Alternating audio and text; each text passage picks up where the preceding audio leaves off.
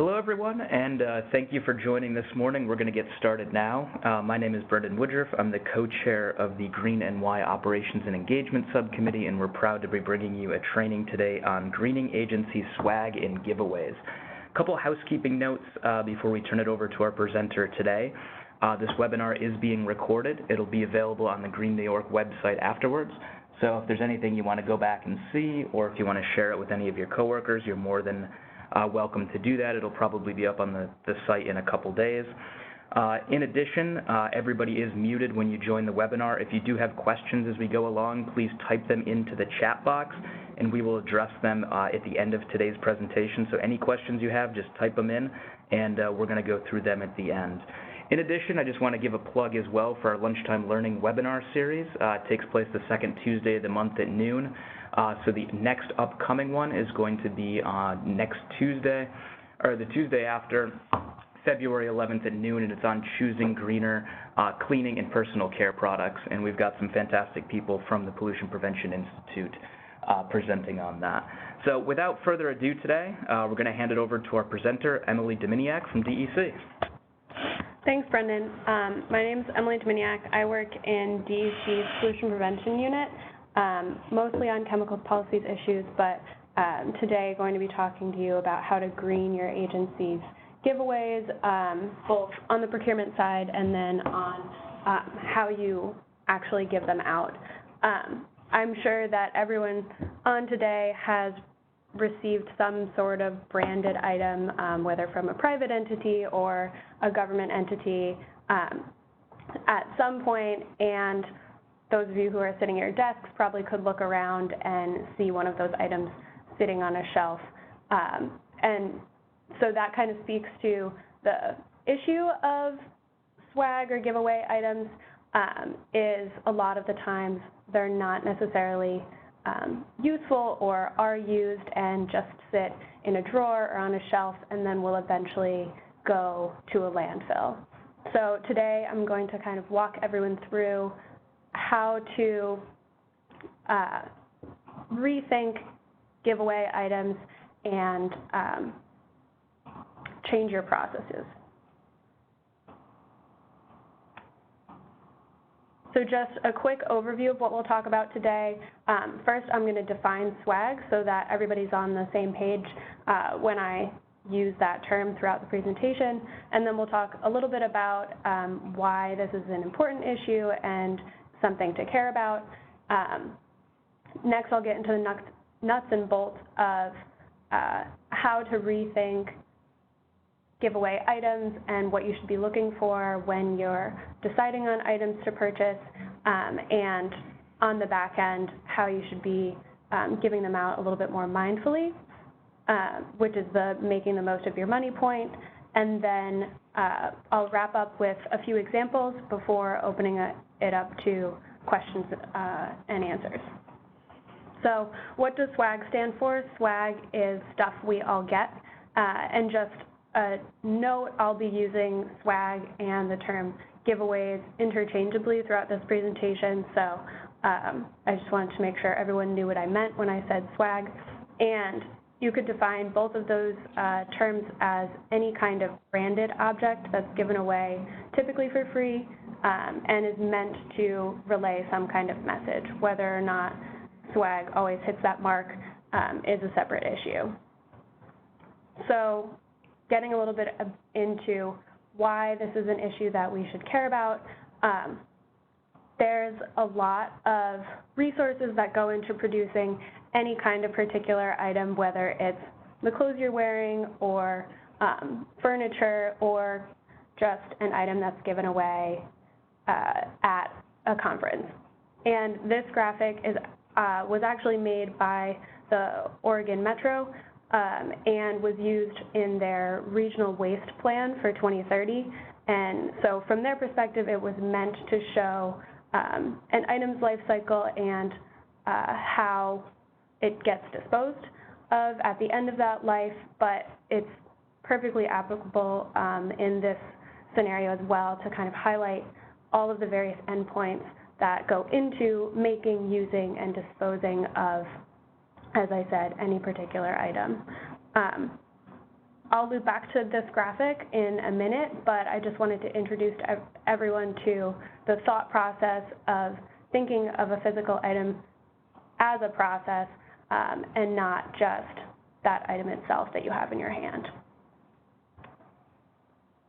So we've established that swag can be relatively wasteful if not employed correctly, which I'll get into more later. But what should we do about it? The first recommendation is to really evaluate whether giveaway items enhance or support in any way the messaging that you're trying to relay. And if your messaging isn't really enhanced by a physical item, that's okay. Don't feel the need to buy items just to have something to give out. The money and the resources that you're spending procuring those and giving them away could be better used to enhance your outreach in other ways, like doing a social media campaign or other outreach. The next recommendation is to consider whether experiential gifts are appropriate.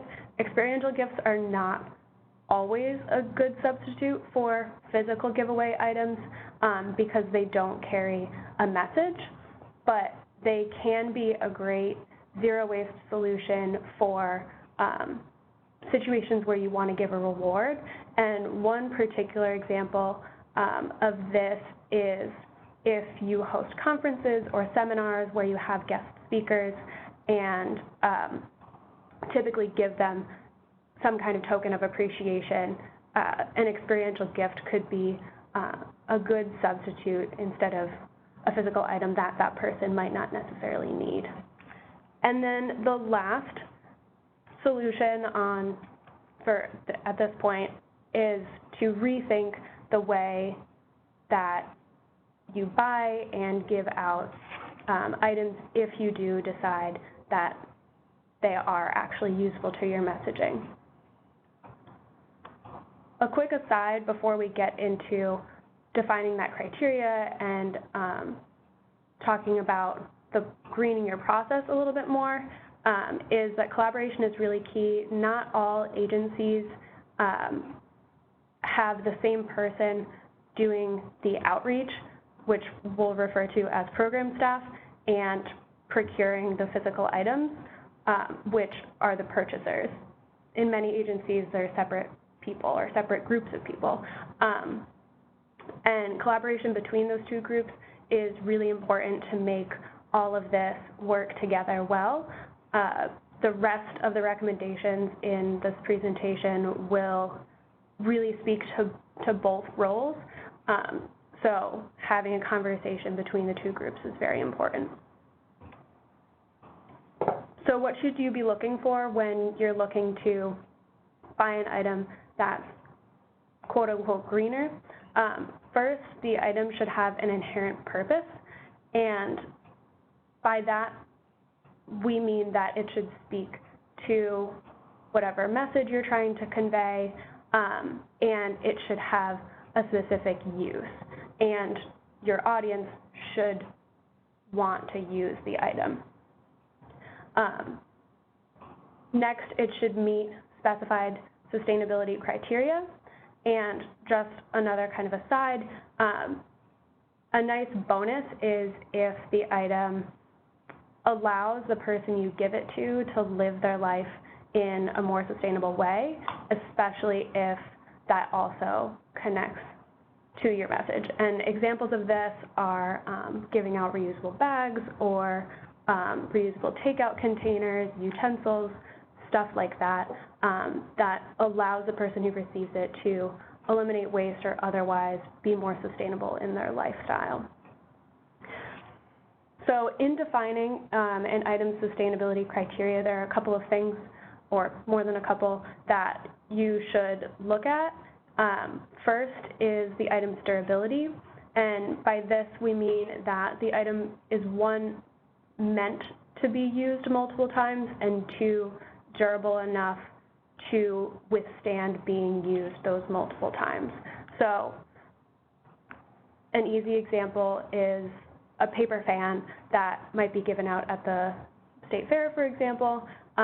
Could be argued that it's meant to be used multiple times, but whether or not that object is durable enough to withstand kind of being carried around all day and maybe being shoved into a bag and actually being used multiple times is a separate issue.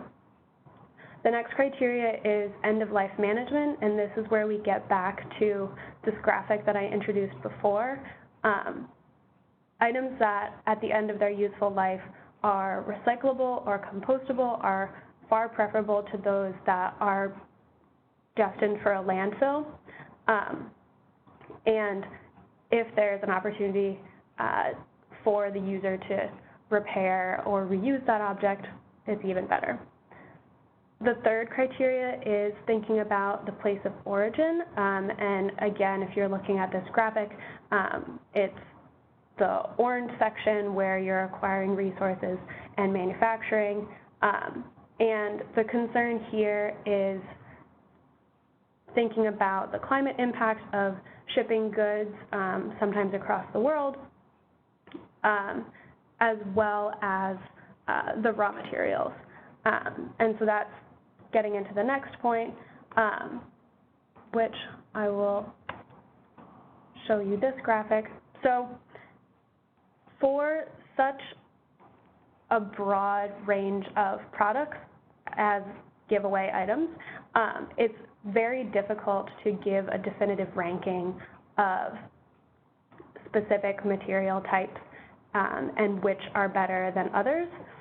So in general, I'll provide a ranking of types of materials, and then we'll talk about this graphic in a minute.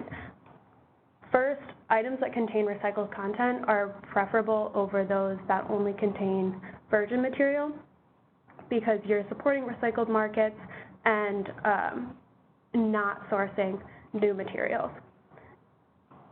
Readily recyclable materials such as metal or glass are the most preferable, again, because you can, on the back end of the product, support recycling markets. Next would be rapidly renewable materials such as bamboo or cork. And then after that is just plain renewable materials like wood. And then fourth on the list is synthetic materials like vinyl and silicone. And the reason that these are where they are in the ranking is because synthetic materials require a lot of chemical inputs, and without getting into the specifics of each specific material, it's difficult to say which are better than others. And then at the bottom of the list is plastics, and this is because there's, as I'm sure most of you know, endemic plastic pollution because of disposal of plastics in landfills, and it's leaching into lands and waterways, and so we would encourage all purchasers to cut down on plastic use as much as possible. This graphic was made by Clean Production Action and ranks plastic types not necessarily on their recyclability at all, but on the chemical footprint of their production. So it's ranking the safety of the chemicals that are used to produce each kind of plastic and giving a score.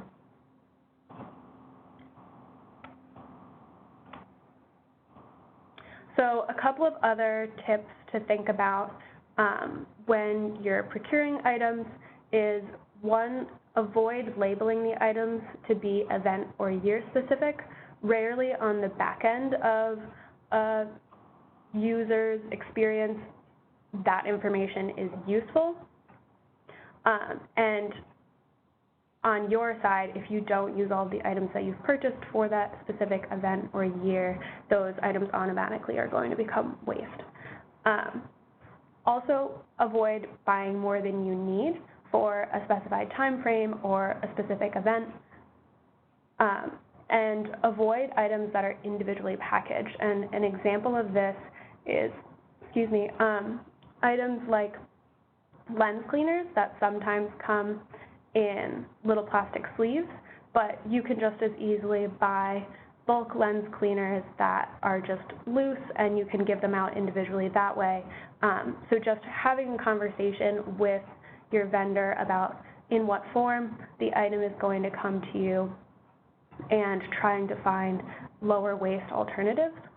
Similar to that, and which also requires a conversation with your vendor, is to avoid excess packaging when the items are sent to you. And even more specifically, ask them to not use expanded polystyrene foam, which is also just known as styrofoam, if possible. And then last one procurement tip is to follow existing guidance and requirements when possible. We have purchasing specifications for single-use batteries and reusable bags already in existence. The single-use battery specification encourages agencies to buy items that don't require single-use batteries and instead use rechargeable ones to, again, cut down on battery waste. And the reusable bags purchasing specification lays out a number of criteria to follow when buying reusable bags to give away, as well as which specific materials should be preferred when buying bags.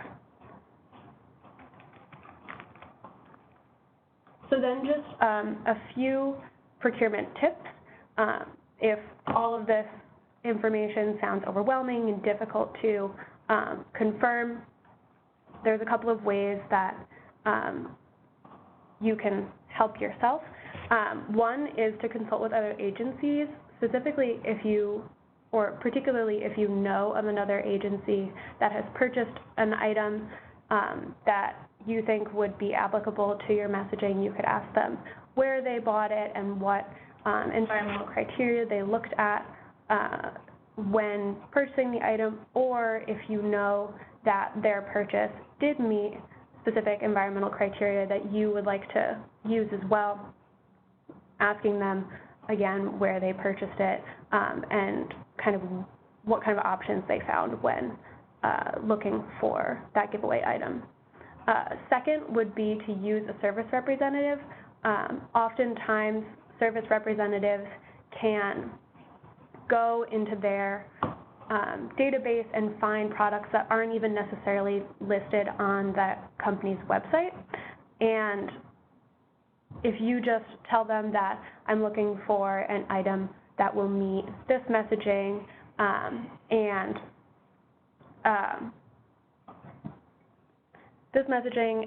has environmental criteria, and give them a budget and the number of people that you'd like to reach, then they can go and find a really great item that you may not have seen before. And then last is, if you're just using the information that's posted on a website, to ask questions if you don't feel like you know enough about the item before buying it. So really all of these boil down to asking both the company and other people questions about items before you go ahead and purchase them. And I'm sure especially purchasers on the line right now are thinking, okay, all of these are great tips, but if I purchase an item that meets all of this criteria, then it's going to cost a lot more money than what I'm spending now. And I'm here to tell you that that is okay, because on the back end, you're going to hand out less of them and be more selective with how and who you give them out to. And how do you do this? One, you can create a system where you both give and get information from the public. Obviously, when you're handing out giveaway items, you're engaging people and giving them your messaging, as well as this token that should carry and reinforce that message as well. But you can ask them for information as well. A great example of this is DHSES, I believe is their acronym, at the state fair will ask people to take a survey on their knowledge around emergency preparedness on an iPad before giving them a swag item. And on the back end, this allows that agency to take all of this information about the public's understanding and target their outreach even further so that they fill in maybe some knowledge gaps in the public. So that's one idea. And then the other is to not display your giveaway items out on your table. Don't use them to attract people to you. Let people come to you because they're interested in your message. And if you then come across somebody who's particularly interested in your messaging or it resonates with them, then you can go back and say, hey, I have this great item. Would it be useful to you? So just to review really quickly what I've gone over before I jump into examples. First, we recommend evaluating if swag really serves or enhances your messaging, and if not, eliminate its purchase. Second, consider if experiential gifts or alternatives are appropriate. 3, if you choose to purchase giveaway items, collaborate between program and purchasing staff. Make sure the item that is purchased has a specific use. Prioritize environmental criteria and evaluate any item for durability, reusability, end-of-life management, where it came from, and its contents. Don't label items to be event or year specific and avoid buying more than you need. And tap into those additional resources that are available to you through using a service representative or consulting with other agencies. And then last, be selective when giving away items and or use them as a reward to people who are particularly engaged. So before we jump into questions and answers, I just wanted to give a few examples that I think are good. None of them are perfect, and I recognize that. But this one on the left is a metal water bottle that's given out by recycling staff in DEC's Division of Materials Management, and you can't entirely see the labeling, but it says reduce, reuse, recycle on it. So not only does this item allow the people who receive it to reduce the amount of, say, plastic water bottles that they use, but it is recyclable because it's metal, and the item further carries the agency's message after that interaction. On the back end, the staff use this item as both a reward and for outreach purposes. They run a calendar drawing contest every year with school children, and the pictures that are chosen to be in the calendar get this swag bag of sorts, and this water bottle is included in that. So it goes to those children who have drawn pictures specifically about recycling. And then they also use it at statewide outreach events, which I wasn't really able to get a great idea of the specific behavior that they use around this because there's recycling coordinators across the state, and presumably everyone gives it out differently. The next item that I'll talk about isn't pictured. It's from the Department of Health. They give away small hand sanitizers, and while this item isn't necessarily the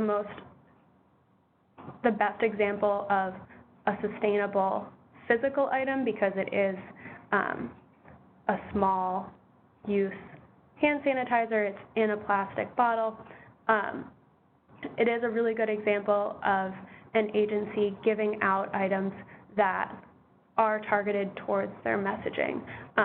The Department of Health uses this when they're giving out messaging around the importance of washing your hands and disease transmission. So they are further giving their audience a tool to go out and live the behavior that they're educating them about.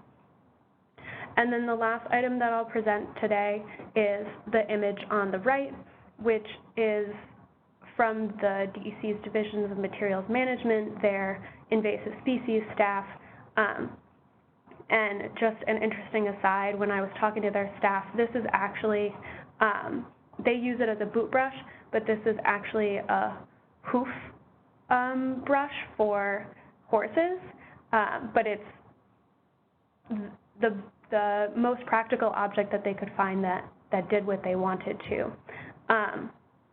So this, again, is unfortunately made of plastic with that little metal hook on the top, but it's given away at events such as Outdoors Day, which the state runs every year, and the purpose of Outdoors Day is to engage the public and encourage them to recreate in the outdoors more. So in doing that, they also educate people who are interested in hiking about invasive species and give them this tool to stop the spread of invasives. And then when they do outreach beyond Outdoors Day, they give these out relatively selectively. They'll engage their audience, and then if somebody mentions in that interaction that, yeah, I'm a really big hiker, then they'll give them this tool and teach them how to use it to help stop the spread of invasive species. So again, I recognize that none of these items perfectly exemplify all of the tips that I've given today, and that this is a difficult topic and there's no perfect answer, but just because it's difficult doesn't mean that it's not worth striving towards, and it just means that progress needs to be a little bit more incremental. And with that, I will open it up to questions. Awesome. Thanks a lot, Emily. That was a fantastic overview of kind of the issues at play here. So we've got some questions that have come in now. I also want to ask a question of our audience and get some responses here. So what is the weirdest piece of swag you've ever received? Or if you can say the most wasteful. Type it into the chat box here. We don't need to name names. You can just say, you know, what it was. We're not here to shame anybody. So with that, we've got a couple questions here. The first one is there going to be a New York State mandate to reduce wasteful swag? Sometimes this needs to come from the top. I would not disagree with that. I am not aware of any top-down mandate that's in the works, but I will say that when I was talking to actually staff at NYSERDA, they mentioned that about 8 years ago, Governor, I don't know if it was a mandate or a recommendation to agencies to reduce the number of giveaway items that were purchased, and NYSERDA and their board decided that they were going to run with that, and they actually have ceased procurement of giveaway items since then. So a long time ago, there kind of was that, but I wasn't able to find a document to confirm or really solidly reference that recommendation. So that's all I have. Can Green NY assist in developing a list of agency contacts to facilitate communications with other agencies? And on that one, I will say yes. So if you are interested in that, feel free to reach out. Emily's contact information is here, or we also have a Green New York mailbox. It's just greenny@dec.ny.gov, and we can facilitate a list of procurement folks and program folks that are interested in greener swag. And this is also an area where, you know, we're kind of practicing it as well. I had an agency reach out to me today asking about reusable bags, and since we had done a procurement of those recently, I was able to send them, you know, some information on where we got those, what we used for criteria and stuff like that, and they're going to reach out to them because they hadn't found anything that worked for them that was more environmentally friendly. So agencies are a great way, and the networking is fantastic. So the next question here is where can you find the guidance for reusable bags?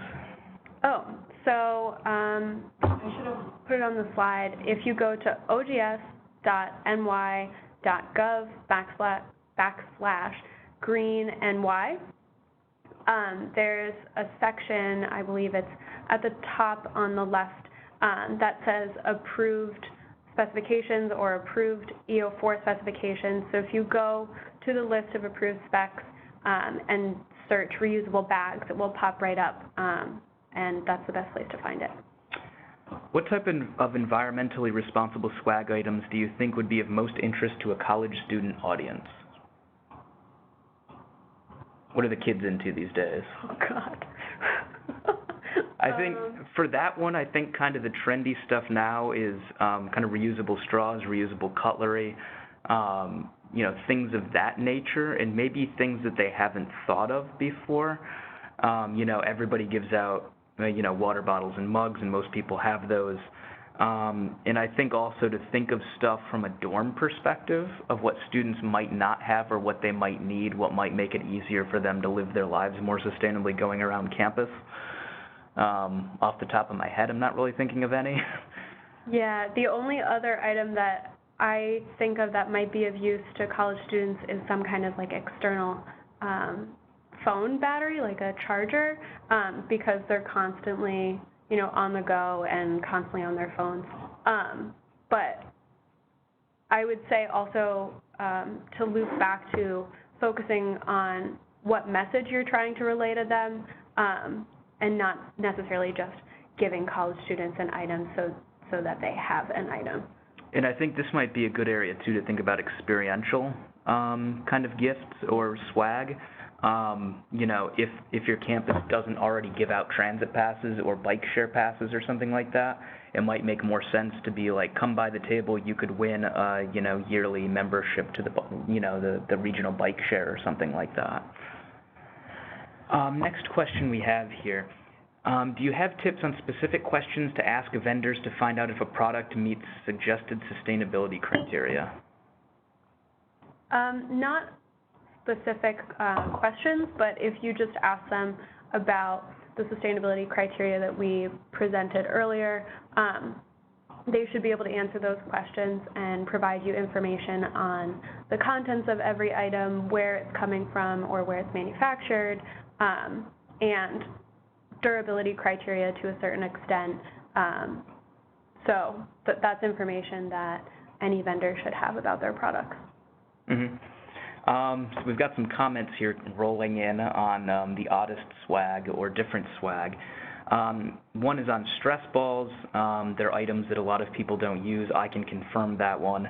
And for a lot of agencies and other entities, I don't know how much that really gets your message out there if you want to be associated with the word stress, even though, a stress ball is supposed to relieve it. A lot of handouts as well. Most of those end up getting tossed. That's a good comment. And one thing that the Green New York team does is when we table at events now, we put out one copy of the handout so we can point to people and show it to them. And then we have a sign-up list where we take their email address and they check off which handout they want. And after the tabling event, we then email them the document. So instead of handing out all of those, we make sure that it goes in their inbox, and we think that people are more likely to look at it when it ends up in their inbox on Monday morning than they are to open up that bag full of swag and go through everything. Another odd one that we have a comment on is a tube squeezer that you attach to your toothpaste and slide up to make sure that you can get everything out of the toothpaste tube. That one, I'm not going to say it's not useful because you are getting more toothpaste out of it and you're making sure that you're using all of the resource in that toothpaste before having to buy another. So that is an odd one, but it is a conservation-related one. Yeah. Did not see that coming. Couple other ones here that are coming in. An example of bad swag, plastic pens wrapped in individual plastic bags, plastic squared. I have seen those. Those are not good. Another one here, one item we received recently at the DOH Day of Honors was apples, and we ate them immediately. This is actually one of the things that I wrote down was to ask you about is, what about things like apples? It meets the criteria that we discussed about giving away items that are compostable, especially if they're, locally sourced New York apples. Bonus for that. And I would almost consider giving away food items as more of an experiential gift. Yes, it is a physical object that you're giving, but it's not something that's going to hang around for long. And the other thing, too, is a lot of tables will give out candy, and candy comes individually wrapped, usually in plastic or some sort of foil wrap that you can't recycle. In something like apples or bananas, they come in their own packaging. Yep. So as long as there's no health regulations against that, I'm going to assume if DOH was giving them out, we're probably good, but something to check on. Fruit is a pretty good one to consider, especially if you can find local New York State stuff. Couple other ones here, not an odd one, but a lot of I Love New York events, vendors are using flash drives to provide their handouts. That's one of those things where, yes, you're giving somebody an actual item, you're not giving them the paper, but I think there are security concerns with those. I think there are a lot of folks out there that don't want to put a random flash drive, especially one that's been preloaded with stuff, onto their laptops in this day and age. So I would think about that as well. Another one here, plantable pencils are another great idea. I have not heard of these before, but that sounds really interesting. Yeah. I'm assuming that's kind of like the paper that you can plant that has seeds in it. Sometimes you'll see, I know NYPA had these little bookmarks that had a windmill on it and it had seeds in it, so when you were done you could just finish your book and you can just plant the seeds in the ground.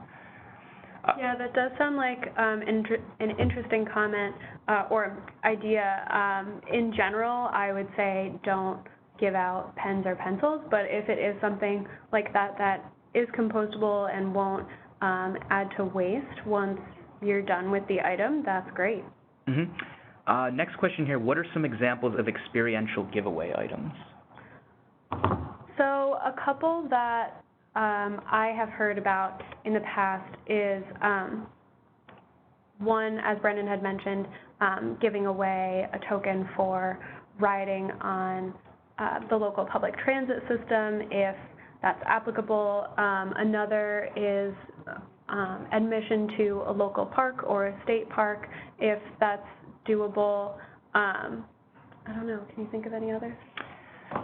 Yeah, I think it's more or less it's anything that you can think of that you have the ability to give somebody in terms of, camping or hiking or something like that. I think the transit passes are a really good one. Mm-hmm. Or if gift cards for something, if you're able to do that, that's another example. But again, being state entities, it's a little difficult for us. We can't just go out buying gift cards and handing them out to people. So we are a little bit more limited in what we can do for experiential stuff. A question here, do you know of any research that shows that swag is or is not an effective form of outreach? I don't, except for one example that I actually saw yesterday.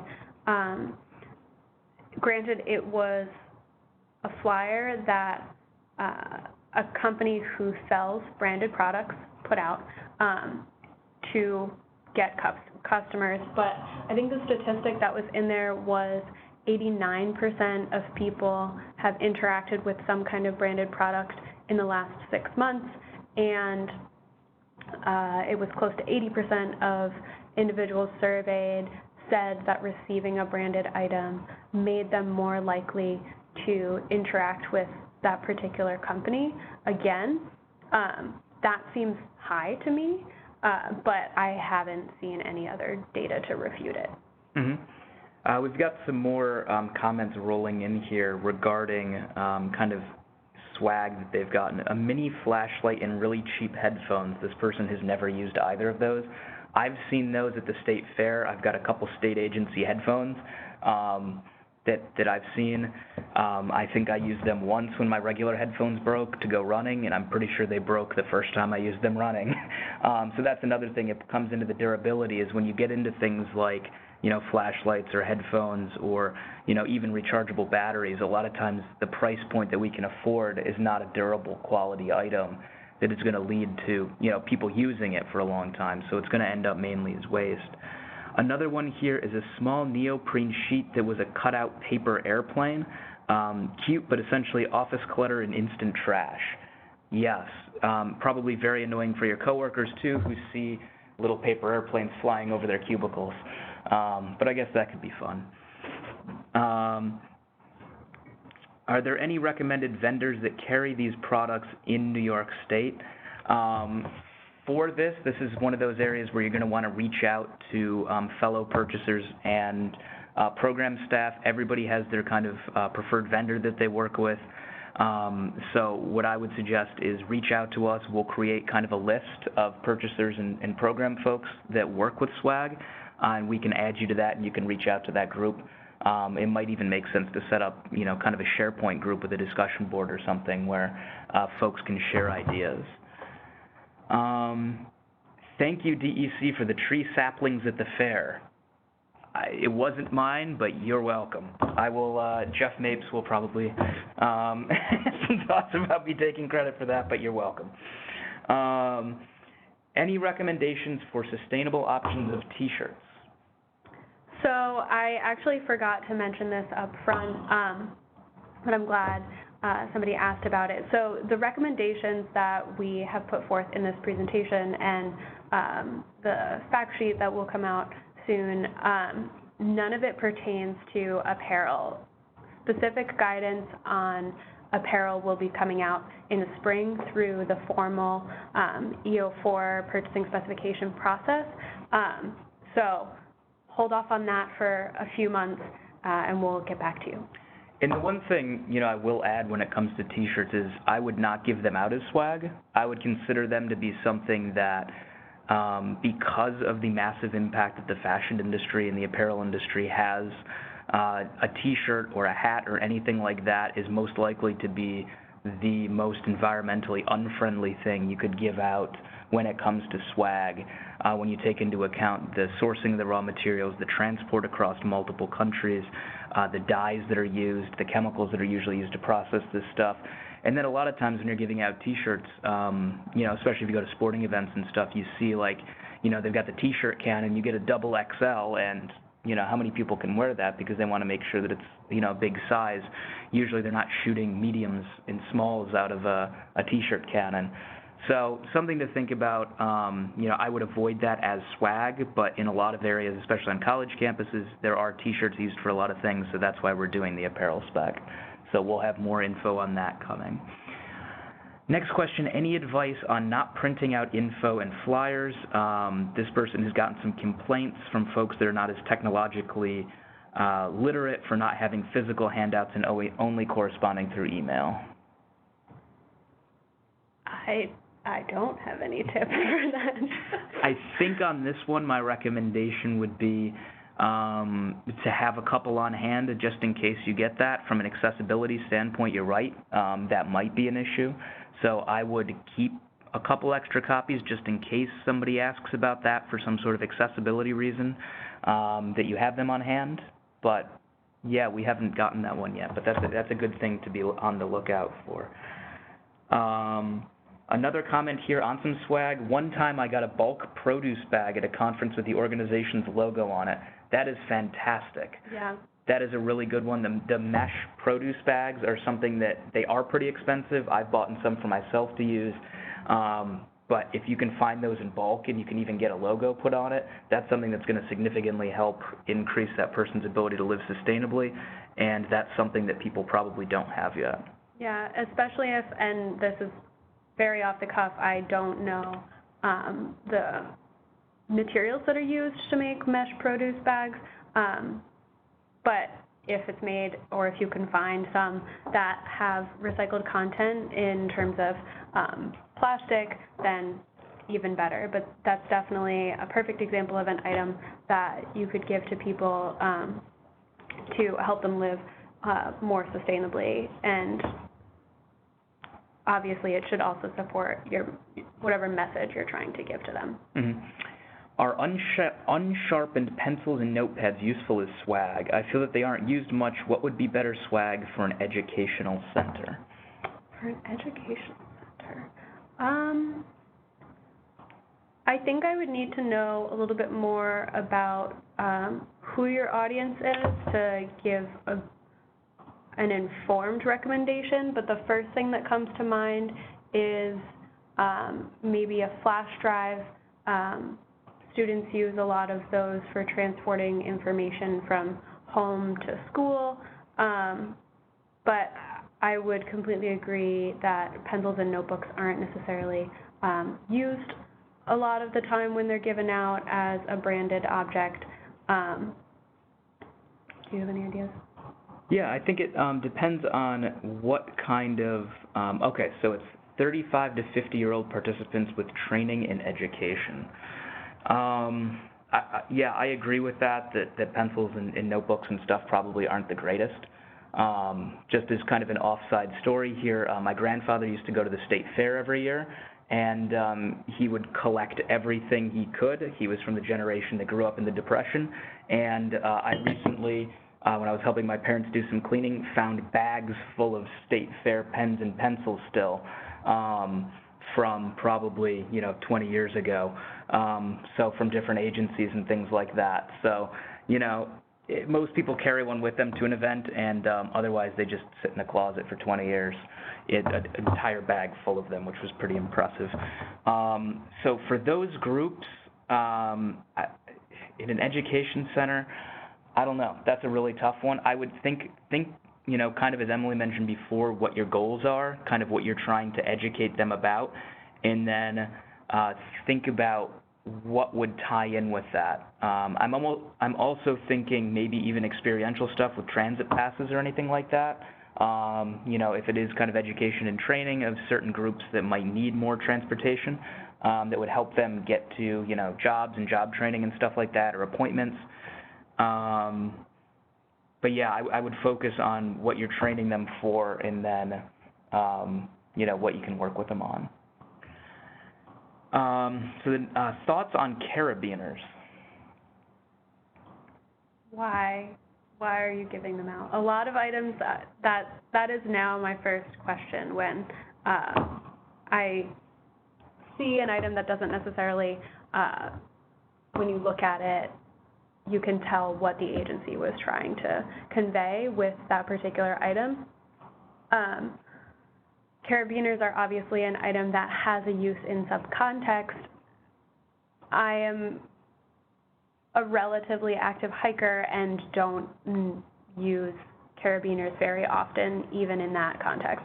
So I think that they have a limited audience, and unless it's an object that you feel like really well conveys and reinforces your message, so that when a person takes it home, they can look at it and remember your interaction and remember what you taught them, then I would encourage you to either find another object that more accurately conveys your message, or to not purchase swag. Mm-hmm. So the Park Snowmobile Department gave out water bottles at the New York State Fair that were compactable. They were a little bag with a spout. A great idea, but the material left a little to be desired. I picked one of those up a couple years ago myself. It was really handy for skiing and other things. And I think this also gets into what we were talking about with durability and the quality of the items that we're giving out, is to think about that and even see if you can get a sample from the vendor rep and say, can I have a copy of this to try it out? And you can see if there are things where they would be able to, you'd be able to see if it works well or not. Yeah, and I agree that they were a great idea. I've used it, but yeah, definitely the quality could be a little better. Will there be a recorded version? Yes. We are putting this on the Green New York website afterwards, so you'll be able to find a recording of it there. You can go through, you can see the slides of it there. We will put that up. So one comment here, and this is a really good one that just came in. If you're going to be doing plantable papers and seeds, check the species and make sure that it's native, and make sure that it does not show up on any of DEC's invasive lists. If you have questions about that, it's on DEC's website, and you can reach out to us as well, and we'll be able to help you with that. But that's a really good tip.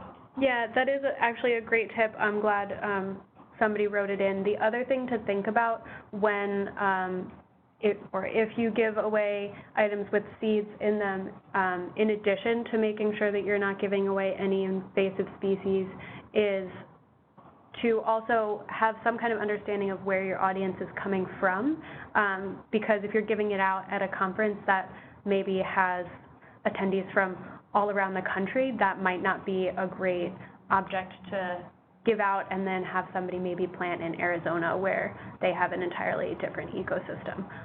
So thinking about where people are coming from and where they might be planting those species. Mm-hmm. So another idea that came in here is if you're doing an environmental educational event that involves an outdoor section, Write in the Rain notebooks might be a good idea. And I think that is. I mean, that's very useful, and it's on brand for specifically what you're working with, especially if kids and you're going out in the field and it might be a rainy day, and that's something that they can use afterwards as well. Definitely.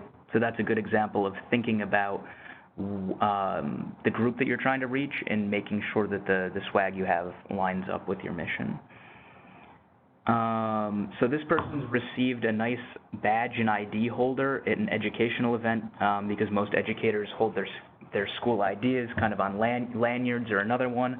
And I think most events give out lanyards at this point. You know, if you go to it, they give you a little badge with that. And I think most people have lanyards. You know, it depends on kind of what I would think about with something like that is how is it different from what somebody might already be getting at another table, and how does it line up with your mission?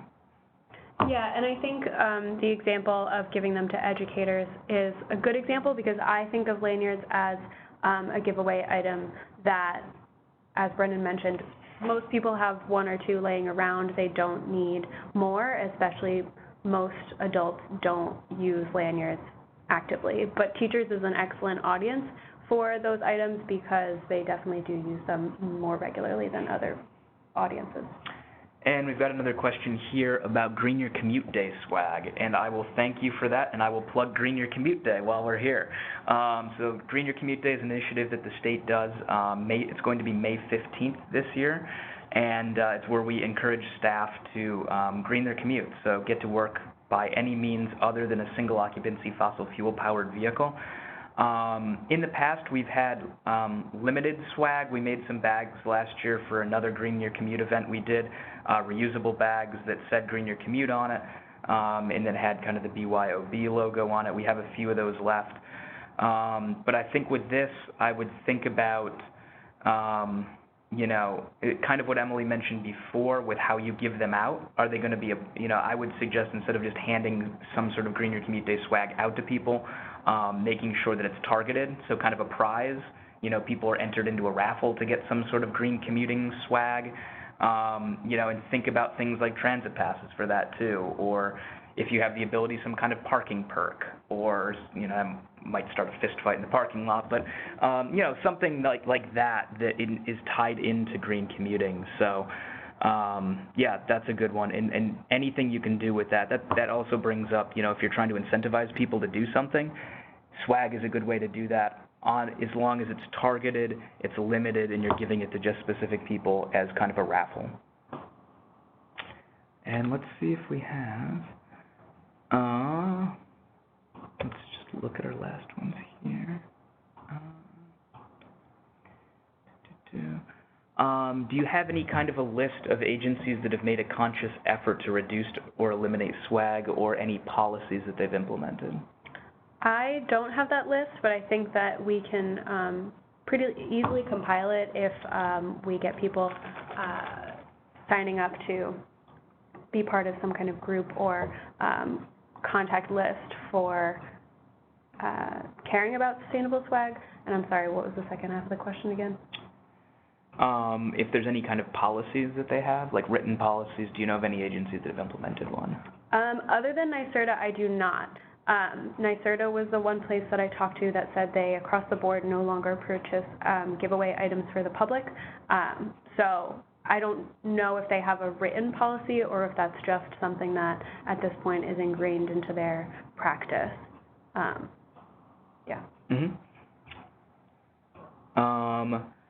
And another question here we have, are there any hazards to look for when giving out swag? So thinking about in the past, there was kind of BPA in water bottles. You mentioned potentially glass or some other things. Is there anything they should be looking for that might be construed as a hazard in a giveaway item? Not that I can think of off the top of my head. I think going back to that loose ranking of materials that I discussed is an easy way to avoid hazards. I will note that recycling markets for glass are a little iffy right now, so that might be something to take into consideration. And plastics, as I mentioned, aren't great, but on BPA specifically, BPA has relatively been phased out of products, and now the concern is what is replacing BPA in products. It's similar chemicals that haven't been studied quite as much, and so we can't say for certain what harm they'll cause. So unfortunately, this is kind of the bane of the chemicals policy world where I sit. A lot of times, regrettable substitutions happen often, and it takes a lot of resources to find out when something is an issue. So short answer is no. So we've got time for one last question here. What's the worst use of swag you've seen from a New York State agency, parentheses, agency does not have to be named? We're not here to shame people, but I do go to the state fair every year and quite a few other outreach events. I've been given nail files. I don't know how that aligns with the state mission. There's paper fans that, immediately get thrown out. I've been given little USB fans, like it's a little plastic fan that you plug into the USB port of your phone. I've seen a lot of people grab those. I've never once seen anyone using them, and I can't say I've ever used one. Sometimes it gets hot with the sun coming through the window, but I've never grabbed that USB fan. But I think those are, and the other thing, too, is kind of, if I was categorizing things I would not buy, I think the small electronics kind of fall into that realm, unless you have a specific reason for it, like the cheap headphones or the fans, or, things of that nature. Flashlights as well. On the flashlight realm, I will say, I believe it was Homeland Security one year was giving out crankable flashlights as kind of a disaster prep tool. So that's kind of that example that we're talking about, the fine line between does it support your mission and is it useful and is it not. If it's a regular flashlight that takes batteries and is probably just going to get thrown in a drawer with a number of other flashlights, probably best to avoid that. But if it's something like that that's directly aligned with their mission of making New Yorkers more emergency prepared and it's a crank flashlight, it's good to go, that could be a useful item. I would just give them out sparingly. Yep, I agree. So any final thoughts, Emily? I would say my final thought is just harping back to the recommendations before. The most important thing to take away from this is to look at your swag as an extension of your messaging that you're trying to relay to the public, and if it doesn't further relay that to your audience, then it's not a necessary purchase. And I know I said it earlier, but the money that you spent purchasing those items could be used much more effectively to increase your other outreach efforts rather than give away items that when people look at them, they're not going to remember what they were meant for. You are your swag. So with that, we'd like to thank everybody for jumping on the line today. Reach out to us. Again, Emily's contact information is on the slide there. There's also greenny@dec.ny.gov. We'll get a contact list up. Maybe we'll create a SharePoint page, get everybody linked together. Again, there's a lot of good content that people can share because everyone's always finding something cool. So thanks again for joining us. And as a reminder, the next event we have is our Lunchtime Learning webinar coming up on a Tuesday, February 11th at noon. You can register for that on the Green New York website. and that's on choosing greener cleaning and personal care products. Thank you very much, everybody. Have a good day.